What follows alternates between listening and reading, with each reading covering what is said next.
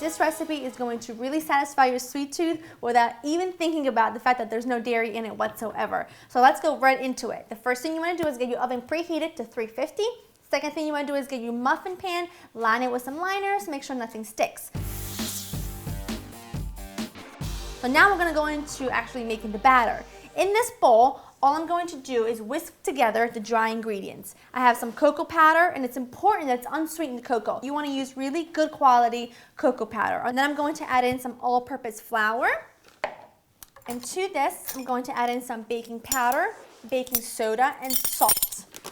Now here we go. Let's put a little bit of that right in there. And some salt. I'm just going to crank it in. Perfect. Now all I'm going to do is just whisk this really quickly just to sort of combine everything together, and then just set this aside while we work on our wet ingredients. Let's work on the wet. So in here I'm going to add in an egg, and always crack an egg into a separate bowl in case you get a bad egg, you don't waste your whole batter. Good tip there.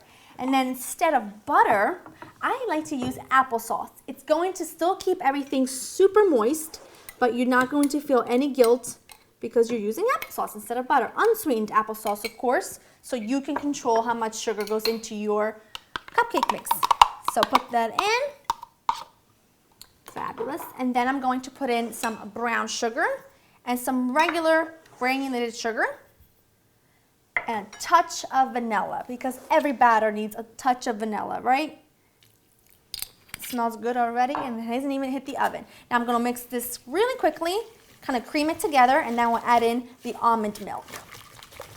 That's looking good for me. Now I'm going to add in some almond milk. Almond milk here is a great substitute.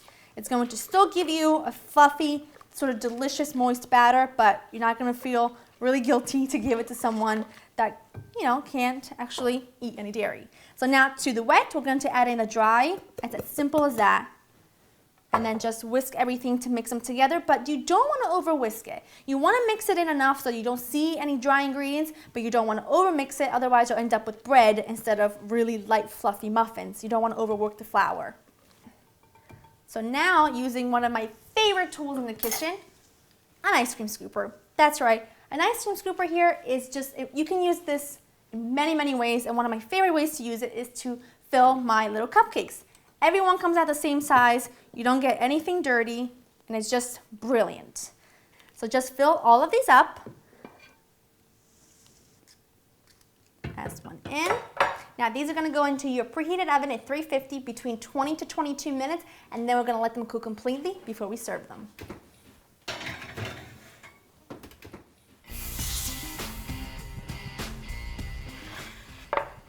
If you are not able to eat dairy, then go ahead and use some soy whip topping, which is just as delicious. Look how cute that is.